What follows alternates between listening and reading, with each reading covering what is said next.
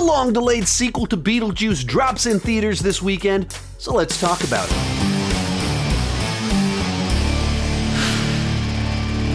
Hi, my name is Sean, and I love to talk about movies and TV way too much. With that in mind, go ahead and join me down below in the comments section. Let me know, what did you think about Beetlejuice, and give me that context. Are you a huge fan of the original, or are you kind of new to this franchise? As for me, I've always kind of enjoyed the original Beetlejuice, but it's never been a movie that I absolutely love. Actually, my primary experience with Beetlejuice is the early 90s animated show that I watched every Saturday morning whenever it aired. So I'm familiar with Beetlejuice, I've enjoyed Beetlejuice, but this movie wasn't one of my most anticipated films of the year or anything like that. I was just kind of curious about it, but long-delayed sequels kind of had a bad rap for not being able to recapture the magic. Comedy can be very timely, and it's been over 35 years. So, was the movie able to recapture the magic, or did something get lost in the long-delayed production? Let's get started with the good. And I'm very happy to say that Beetlejuice absolutely is able to recapture the chaotic energy of the original. Keaton, Burton, the other returning cast members are able to just slip right back into their roles, bring that same energy level, that same randomness without it feeling forced. Michael Keaton, of course, is great as Beetlejuice, but you always fear when you have someone who initially plays a role in their mid-30s, they come back when they're in their 70s. Will they be able to kind of pull that off? Does something get lost where they can't just channel that the same way as they could when they were literally half as old as they currently are? In particular, with a character with as much energy and a youthfulness of sorts that Beetlejuice has, and he's just able to pull it off. Like, he hasn't skipped the beat as if this was shot back in 1989. He's just absolutely able to still do it. Catherine O'Hara returns as the stepmother, and they're able to build off of all of the weird quirkiness of her characterization from the first film, her weird relationship with Winona Ryder, her obsession with art.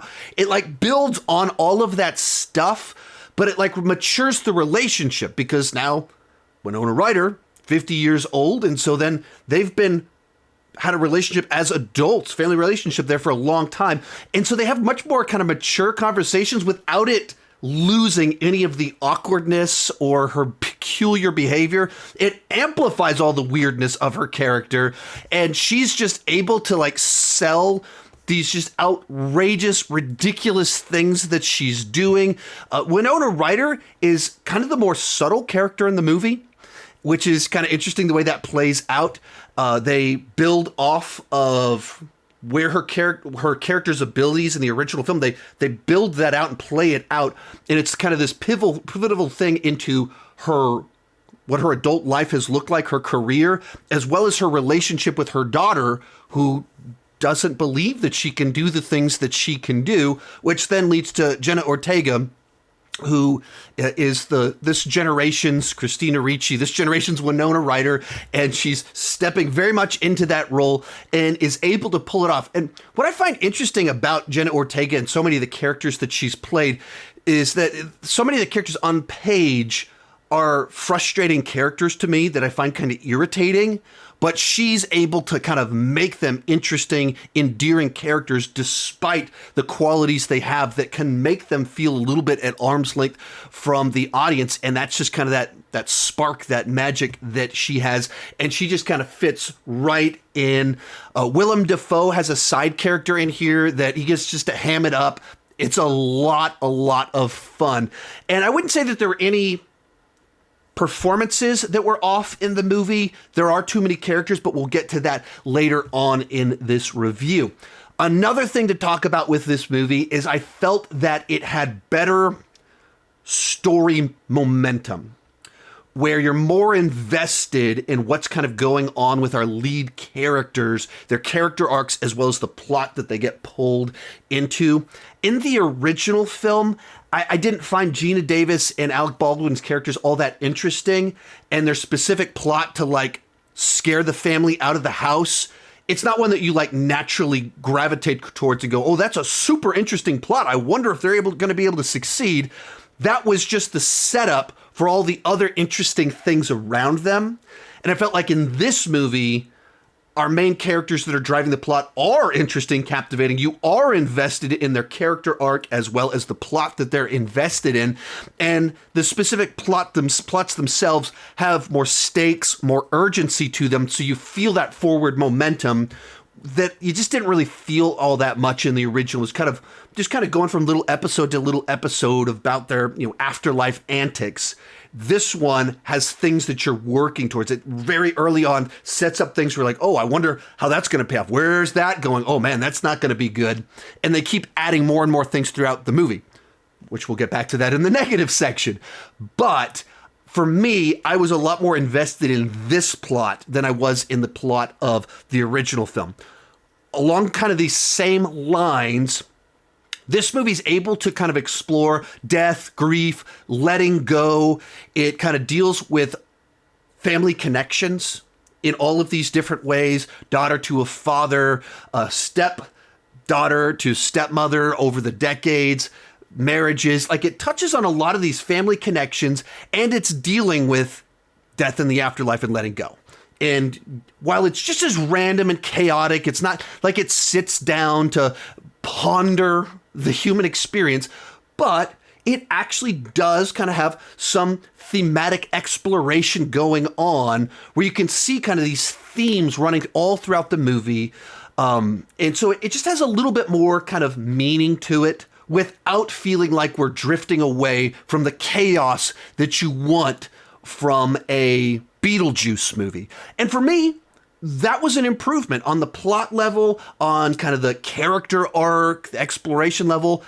It was better than the original film. And final one I want to talk about on here, it feels old school and practical, where even where they go into some of the afterlife stuff and the waiting rooms and everything, so many legacy sequels and things like that, they try and, upgrade it to the 21st century and fix those 80s films. But this movie knows that's what we loved about the original one, was that very specific aesthetic, that vibe, that look, the models, the stop motion-esque nature of the sandworm. That's the exact charm of it. You don't need to fix that. That's the hook. That's the selling point. And this movie recaptures all of that while expanding it and adding kind of new elements into it.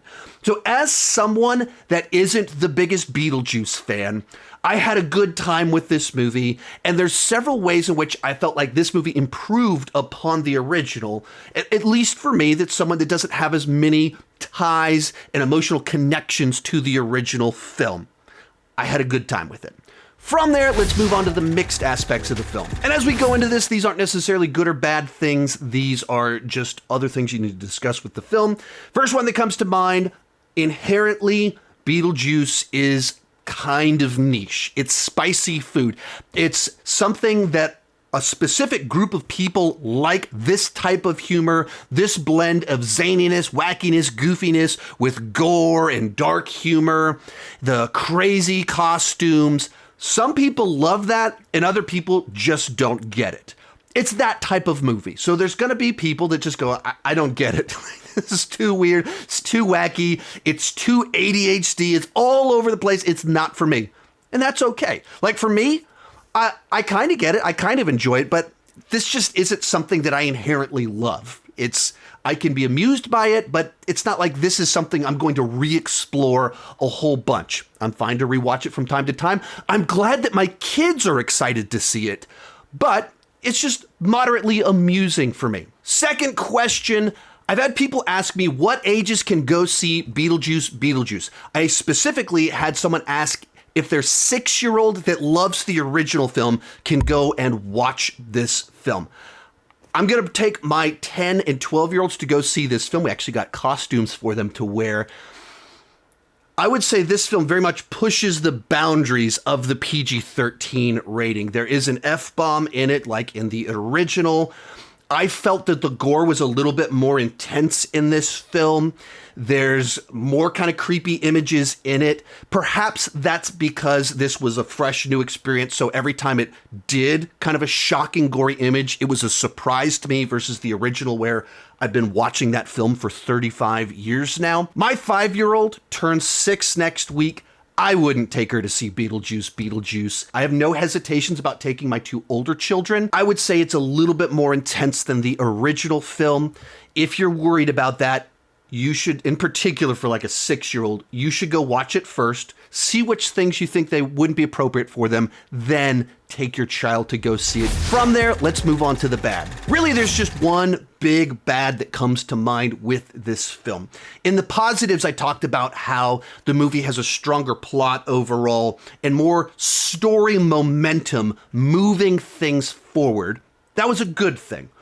But it also has a lot more plot lines, which was a bad thing. This film simply has too many plot lines.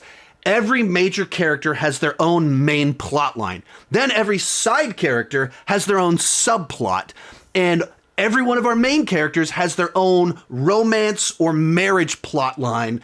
And so there's just a lot going on all of the time.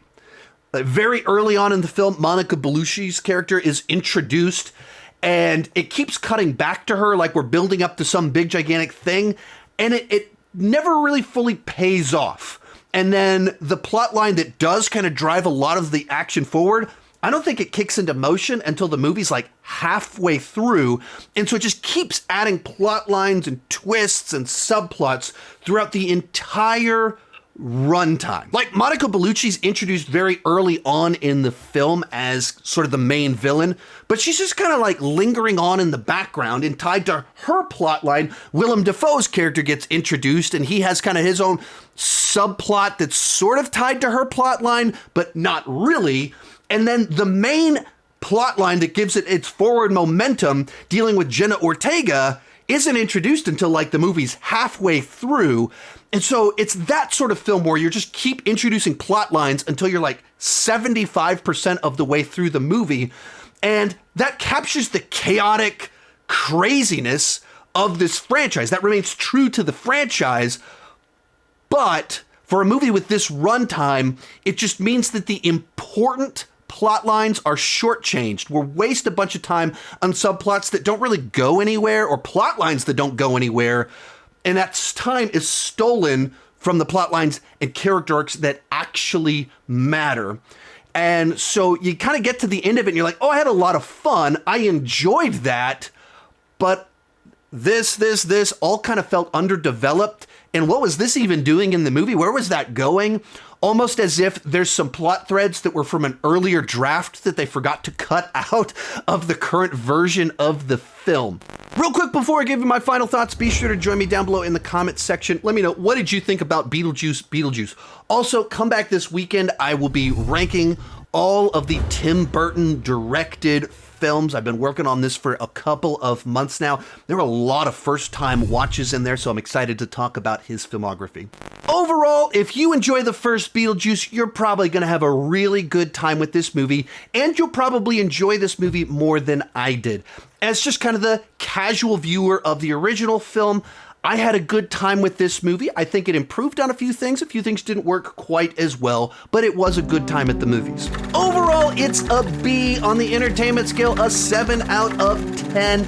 And you should see this one in the theater if you're a Beetlejuice fan. If you're not a big Beetlejuice fan, maybe just wait to stream this one in a couple of months. Be sure to come back in a few days to check out my ranking of all of Tim Burton's films. Thank you so much for watching, and keep talking movies and TV too much. Bye-bye.